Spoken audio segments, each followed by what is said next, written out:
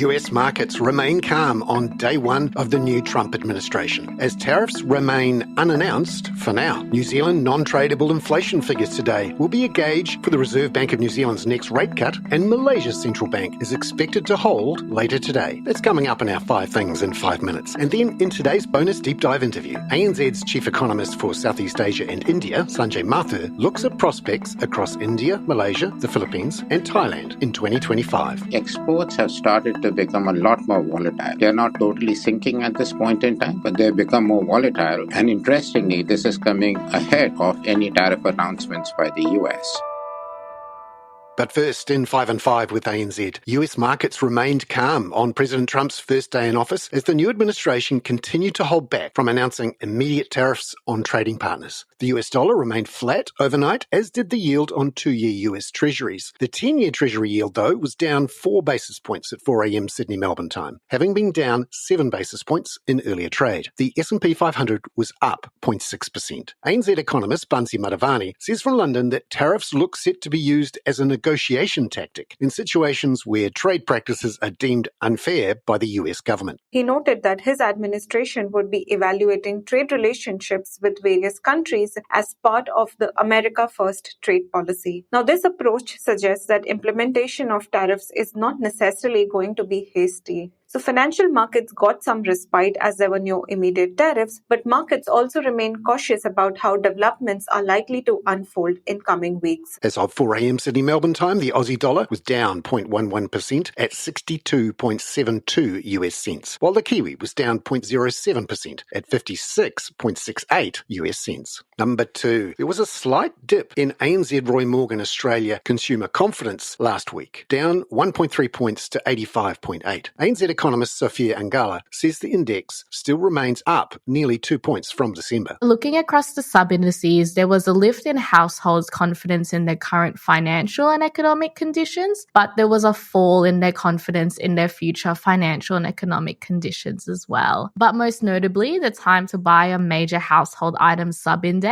is the only series to decline for 2 weeks in a row, and the series is down just over 7 points since the beginning of January. Number 3. Sophia says the drop in the major household item index might be down to rising inflation expectations, which lifted 0.2 of a percentage point to 5.2% last week, something the Reserve Bank of Australia will be keeping an eye on. And this is the highest reading we've seen in that series since June 2024. Even though we saw in the official data that inflation was weak in November, coverage of the drift downwards in the AUD may be affecting households' inflation expectations. So we'll be watching to see if inflation expectations moderate in the next few weeks. Number 4. The key area to watch in New Zealand's fourth quarter inflation figures due today is the non-tradable side of the basket, says ANZ senior economist Miles Workman. ANZ Research and the Reserve Bank of New Zealand are forecasting an annual non-tradables rate of 4.7% in the quarter from a year ago. That's down from 4.9% in the September quarter. But an upside surprise could cause a rethink of the expected 50 basis point rate cut due in February. If we got a 4.9% in Q3, if we got another 4.9% in Q4, or even a 5 handle come in Q4, so maybe non-tradables inflation accelerated, that would be a big surprise to us based on our forecast for 4.7. But if that were to happen, that could certainly be something that would give the RBNZ food for thought and certainly add to the risk that they go 25 basis points instead of 50. They may even think about signalling a pause at some point much earlier than otherwise. So that would be a very significant surprise on the day if we got it. So non-tradables inflation is very much in focus. Number 5. Malaysia's central bank has a rate decision later today, hot on the heels of a surprise cut in Indonesia and a surprise hold in South Korea last week. ANZ economist Arindam Chakraborty says Bank Negara Malaysia looks set to hold at 3%. Broadly, inflation has remained stable in 2024, while growth has been reasonably strong and well-rounded, averaging 5.1% over the year. However, the growth outlook for 2025 is less favorable amid weaker global growth and uncertainty around trade restrictive policies in the US. Even so, this downbeat growth, stable inflation does not really call for any policy action, and we expect Bank Negara Malaysia to maintain its policy rate at 3% in 2025.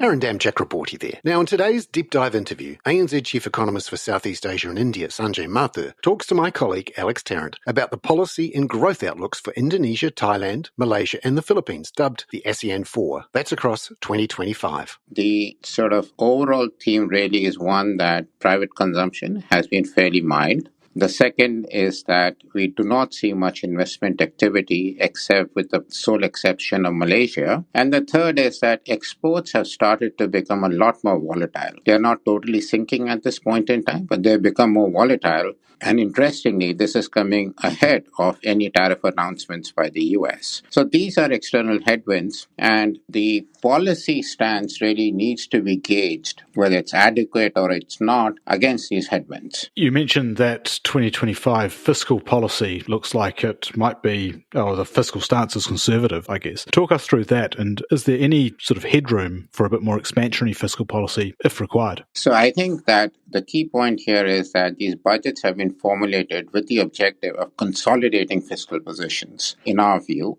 as opposed to tackling the headwinds we just spoke about. And in that sense, if we look at, say, non-interest spending, whether it's going to increase as a share of GDP this year, that's not anywhere to be seen in the accounts. The only exception is Thailand, and we'll come to that in a moment. But everything, or even if you look at the primary balances, they are not going into deeper deficits. The idea behind this, really what governments have, is that during the COVID pandemic, we saw a big run-up in public debt, and the objective has been to reduce it. Now, the question is there scope? I guess when you look at the budget deficits, etc., developed countries, there's certainly scope. Having said that, what we've noticed is that Asian governments have generally been reluctant to step up, barring the event of a major calamity or a global financial crisis. And second, even the budgeted spending, many times they found it hard to implement. Well, take us through Thailand, because you say in the notes that they're the only economy where the fiscal stance is favourable to growth. So how is that? And could we see the others follow along? Thailand is a unique case. The first point to note is that in the previous fiscal year, they were unable to spend the funds they had. And that is what's being carried forward. The second is that the digital wallet program, which really is a cash assistance program for lower and middle income groups, that was to be done in phases, and there is a phase that is still left. So it is quite unique at this point in time, and that is one of the reasons why we have Thailand's GDP growth picking up this year. It's one of the very few economies in Asia that has that sort of characteristic. As for the others, sort of cash assistance program, welfare spending, vis-a-vis the increase in taxes, that is negligible at this point in time, so it's very unlikely that we will see that. Again, at one point I do want to stress is that Asian governments react only in times of major events. When it's a slowdown, which is the current case, they very seldom step up on the fiscal side. So where does that leave central bankers and the monetary policy side? We're conducting this interview after the Bank Indonesia surprisingly cut rates with a worry about growth. So where does that leave the monetary policy side, in your view, over 2025? There are two aspects to monetary policy. One, I think that it is too early to say that Bank Indonesia has stepped away from looking at the Fed. There is a little more balance at this point in time between growth and FX stability, but we certainly don't see this as the advent of a major easing cycle. The second point is that throughout the region, what we have is 25 to 75 basis points of rate cuts. And what's interesting about this is that even that will leave you with very high real interest rates, assuming these go through. That is not particularly conducive to the growth environment. The second is we also should look at the efficacy of policy at this point in time. We've seen that savings rates have fallen in the pandemic period, and households want to step it up and